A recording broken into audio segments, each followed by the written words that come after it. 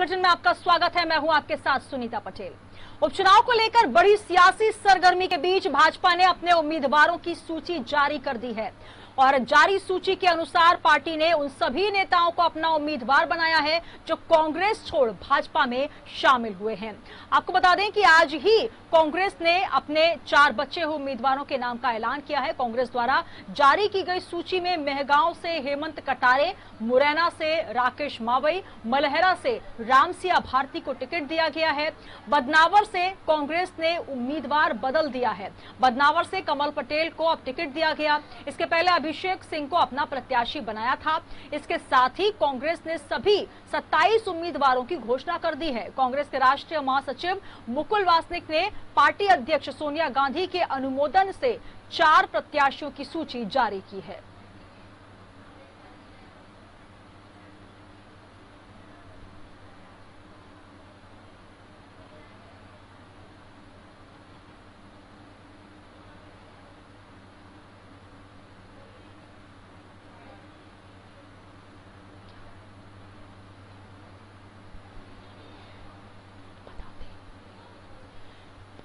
तो सत्ता का एमपीपीएल जारी है। बीजेपी कांग्रेस में उपचुनावों को लेकर संघर्ष जारी और इस बीच लगातार प्रत्याशियों की सूची जारी हो चुकी है। हमारे साथ स्टेट हेड राजेश सक्सेना जी जुड़ रहे हैं। राजेश जी, लगातार उपचुनावों को लेकर जद्दोजहद और इस बीच जो उपचुनाव को लेकर लगातार उम्मीदवारों को लेकर कशमकश देखी गई और अब कुछ नाम हैं जो स्पष्ट हो चुके हैं। बीजेपी कांग्रेस की लिस्ट इस वक्त आप टीवी स्क्रीन पर भी देख पा रहे हैं।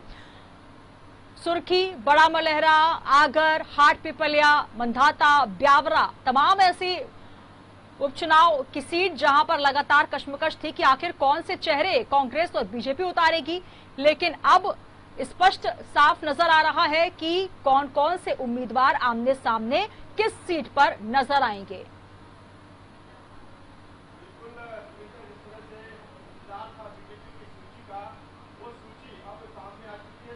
जिस तरह से बीजेपी ने अपनी सूची जारी कर दी है, तो इस तरह से 28 की 28 सीटों पर बीजेपी ने अपने जो कैंडिडेट है वो घोषित कर दिए हैं। दूसरी तरफ अगर हम कांग्रेस की बात करें तो कांग्रेस ने जैसे पहले 15 नामों की एक सूची जारी की, फिर 9 नामों की एक सूची जारी की और बाद में 4 नामों की सूची जारी की। तो इस हिसाब से अगर टोटल देखा जाए तो 28 होता है। लेकिन एक सीट पर कांग्रेस ने अपना प्रत्याशी बदला है, कमल पटेल को सामने लाया गया है कांग्रेस की तरफ से। तो कुल मिलाकर अभी का जो गणित है, बीजेपी 28 से 28 सीटें घोषित कर दी हैं, कांग्रेस ने 27 सीटें घोषित की है, एक सीट अभी होल्ड पर है। कुल मिलाकर अब जो परिदृश्य है, जो सूची है और जो फाइट है, अब वो सामने दिखने लगी है कि बीजेपी और कांग्रेस के कौन कैंडिडेट हैं जो आमने सामने हैं। लगातार न्यूज वर्ल्ड वो सूची अलग अलग विधानसभा की जहां पर उपचुनाव होना है। और सबसे बड़ी बात यह है इस सूची को लेकर कि जिस तरह से कहा जा रहा था कि शायद कुछ सिंधिया समर्थकों के, हालांकि न्यूज वर्ल्ड लगातार ये दावा कर रहा था, ये कह रहा था, ये एनालिसिस कर रहा था कि वही नाम होंगे सिंधिया समर्थक जो पूरी तरीके से कांग्रेस छोड़ बीजेपी में आए हैं। ऐसे 25 नाम थे, पहले 22 नाम जब सरकार गिरी कांग्रेस की, फिर 3 नाम और उसमें ऐड हो गए। तो ऐसे में पहले से तय था कि वो 25 के 25 नाम सिंधिया समर्थक होंगे। लेकिन फिर भी जिस तरह से दिल्ली में चुनाव समिति की बैठक हुई और बैठक के बाद ये लगाया गया कि शायद कुछ ऐसे कमजोर कैंडिडेट हैं सिंधिया समर्थक जिनको शायद बदला जाए, लेकिन ऐसा नहीं हुआ। और एक बार फिर हम कह सकते हैं कि न्यूज वर्ल्ड जिस बात की लगातार चर्चा कर रहा था कि सिंधिया के जो समर्थक हैं 25 के 25 नाम, वो वही नाम होंगे जो कांग्रेस छोड़ बीजेपी में आए हैं। ठीक ऐसा ही हुआ है। 3 नाम जहां पर जो कैंडिडेट रहे उनका निधन हुआ, उसके बाद जो सीट रिक्त हुई है वो नाम सामने है। कुल मिलाकर लगातार न्यूज वर्ल्ड वो सूची पूरी फ्लैश कर रहा है कि आखिर अब बीजेपी और कांग्रेस के कौन से चेहरे हैं। फिर भी सुनीता मैं आपको बता देता हूं कि किस तरह की स्थितियां परिस्थितियां अब इस सीट को लेकर है। जौरा की बात करें तो सूबेदार सिंह राजौधा जिस तरह से बीजेपी कैंडिडेट हैं, कल रात को जो सूची आई उसको लेकर पंकज उपाध्याय उनके सामने होंगे कांग्रेस कैंडिडेट।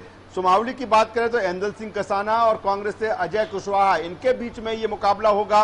मुरैना की बात करें तो रघुराज सिंह कंसाना और राकेश मावई के बीच में होगा। कल ही राकेश मावई का नाम कांग्रेस ने फाइनल किया है और सूची जिस तरह से बीजेपी की कल आई है।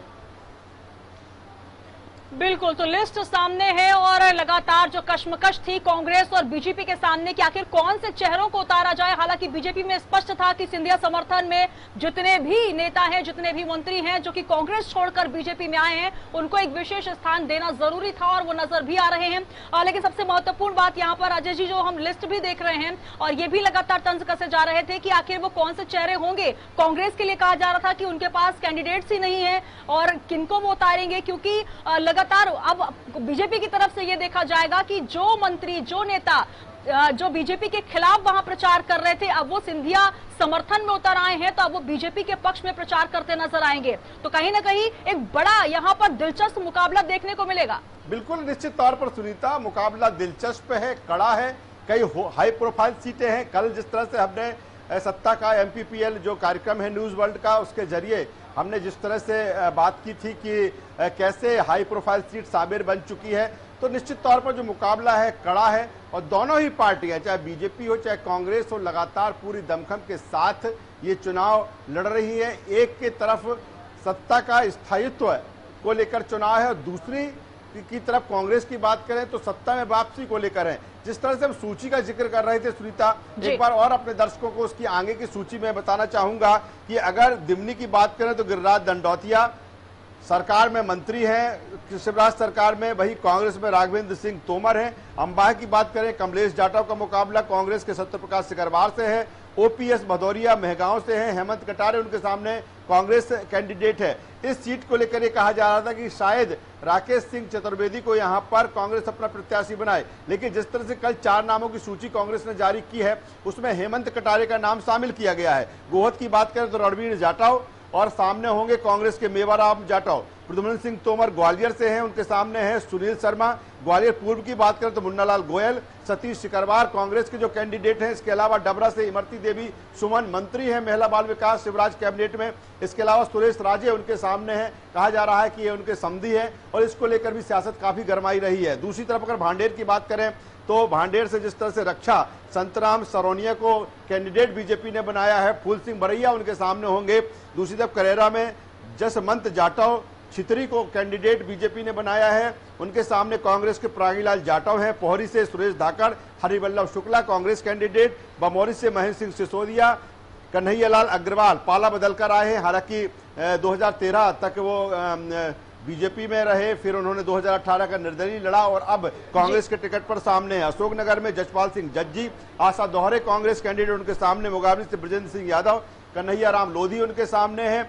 गोविंद सिंह राजपूत सुर्खी से है, पारुल साहू को उनके सामने कांग्रेस ने खड़ा किया है। बड़ा मिलहरा की बात करें प्रद्युम्न सिंह लोधी पाला बदल कर ये भी बीजेपी में आए हैं। कांग्रेस की बात करें तो राम सिया भारती, कल ही नाम जारी किया है कांग्रेस ने।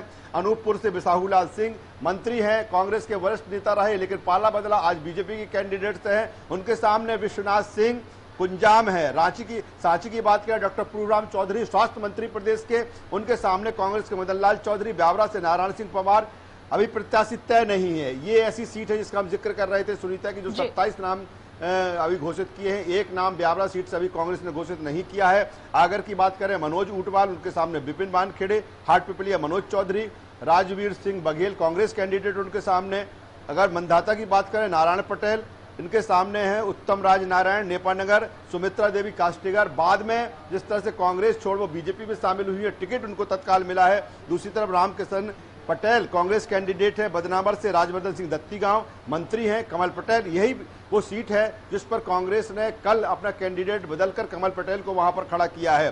सांबेर की बात करें तुलसी सिलावट, मुकाबला उनका प्रेमचंद गुड्डू से है। और जो सुवासरा सीट है हरदीप सिंह डंग कैबिनेट मंत्री है शिवराज कैबिनेट में, और उनके सामने राकेश पाटीदार। तो ये 28 की 28 सूची है, यानी कि बीजेपी के 28 नाम है, कांग्रेस के 27 नाम है। ब्यावरा सीट अभी घोषित नहीं की है। जी बिल्कुल, तो बेहद दिलचस्प ये मुकाबला और पूरी सीट के जो गणित है, सियासी गणित किस प्रकार से बिठाया गया है कांग्रेस और बीजेपी की तरफ से स्पष्ट आपने देखा टीवी स्क्रीन पर। नाम भी हमने फ्लैश किए और नामों के साथ साथ उम्मीदवारों की किस्मत का फैसला अब जनता को करना है, क्योंकि पार्टियों ने अपने अपने तमाम सियासी गणित तमाम मुद्दों को लेकर जो है वो रख दिए हैं और आला कमान से एक भारी भरकम डिसीजन के बाद ये नामों की फेहरिस्त जारी कर दी है। और लगातार राजेश जी हम ये एमपीपीएल में रोज दिखाते भी हैं कि किस तरीके से सियासी गणित जो है वो बिठाया जा रहा है। हर सीट पर लगातार उम्मीदवारों को लेकर जो दिग्गज पहुंच रहे हैं, सीएम कमलनाथ, पूर्व सीएम कमलनाथ की बात करें या फिर मुख्यमंत्री चौहान की बात करें, साथ ही सिंधिया जी लगातार नजर आ रहे हैं। तो कहीं ना कहीं अब एक दिलचस्प मुकाबला है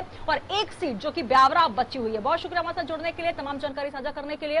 तमाम दर्शकों को बता दें कि 28 सीटें जो है वो घोषित कर दी गई है उम्मीदवारों के नाम बीजेपी की तरफ से, लेकिन एक सीट कांग्रेस की तरफ से बची है, ब्यावरा सीट, जिस पर अभी नाम घोषित नहीं हुआ है उम्मीदवार का। बहुत जल्द नाम का यहां पर घोषणा कर दी जाएगी। सत्ता का एमपीपीएल में लगातार आप रोज देख रहे हैं कि आखिर किस तरीके से 28 सीटों पर 28 उम्मीदवारों की तरफ से और दोनों ही पार्टियों की तरफ से किस तरीके की जद्दोजहद चल रही है।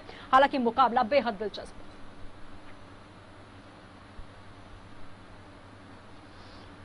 तो टिकट को लेकर घमासान था, लेकिन अब सबसे महत्वपूर्ण यह है कि प्रत्याशियों के नाम घोषित कर दिए गए हैं और अब दिलचस्प होगा कि किस तरीके से कौन सी पार्टी जीत दर्ज करा पाएगी। फिलहाल बढ़ेंगे अगली खबर।